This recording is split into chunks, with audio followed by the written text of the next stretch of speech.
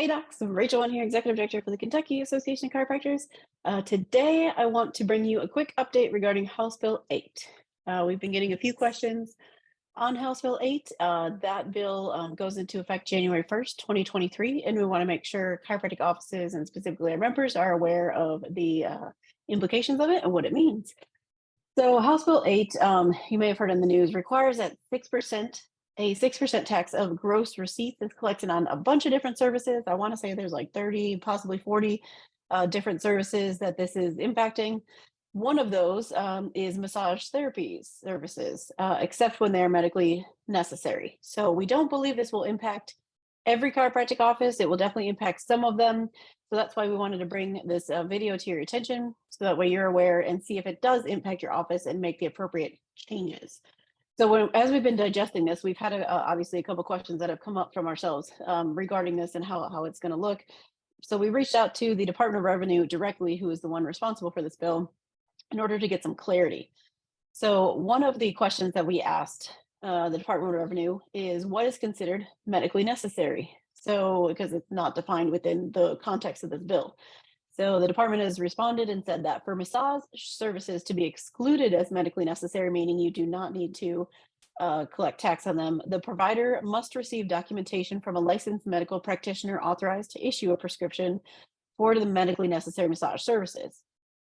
So that would be like from an MD, a chiropractor, a PCP, something along those lines. So basically, there needs to be a written prescription or written referral for the patient to a massage therapist. The next question we asked was, is there a time limit for massage prescription? The answer that they replied was no, but the prescription must indicate a specific time frame for treatment if it is intended to cover multiple visits.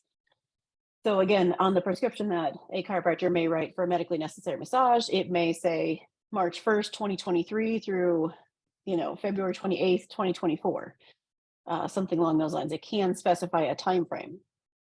We then asked, what are the consequences or fines for improper sales tax collection? They said generally there's penalties and interest charges for late filings of payments or taxes due. We asked if in the bill it specifies massage therapists will be audited. So we asked when those will begin and what percentage of massage therapists will be audited. They responded saying they don't disclose this type of information as their audit processes are proprietary.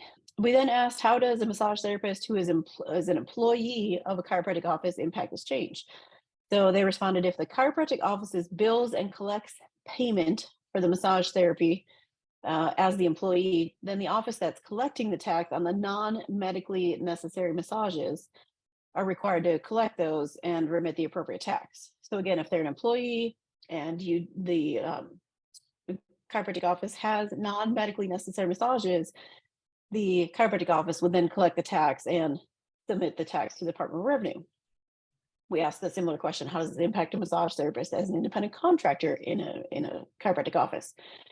So if the independent contractor is just renting a room or just an independent contractor in the chiropractic office, then it would all be up to the massage therapist to collect the tax if they need to and pay the tax to the Department of Revenue.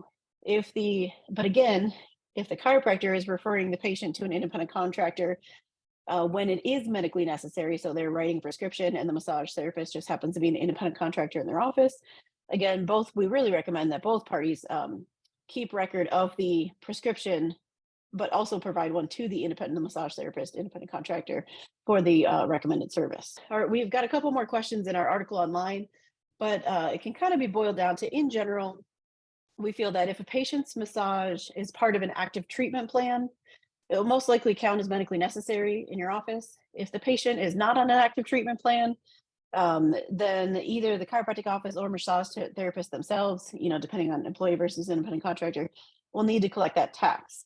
So again, we recommend reviewing this article.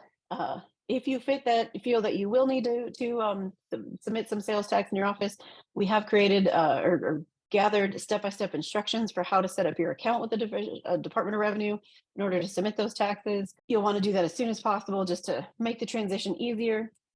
And you'll probably want to post something in your office as well, giving an update to patients saying, hey, this tax is coming. It may apply to you because, again, it is a very unique situation with chiropractors is it may not impact every single office. We can caution against backdating a prescription. Because this law is new again, January 1st, starting January 1st, 2023, again, we caution backdating anything. Um, Again, if we go back to if the patient is already on an active treatment plan, it's most likely already written in your active treatment plan and documented a specific period of time. So you don't necessarily need to go back and backdate something that's currently already happening.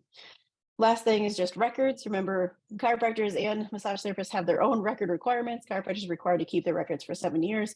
So the referral that you're giving should also be kept as a part of their record per Kentucky statute. So the audits can go back up to at least 5 years, or they need to keep, the massage therapists need to keep the referrals for up to at least 5 years.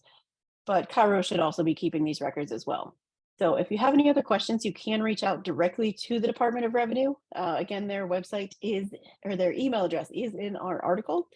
Highly recommend all of our members check this out, because again, this may or may not apply to you. It definitely won't apply to every single chiropractic office. We know that for sure. And if you have questions, reach out to us. We can try and get clarity as well from the Department of Revenue, and we're happy to help. So we hope everyone stays safe this weekend and warm this weekend. It is going to be a little chilly, and we'll look forward to talk to you next time.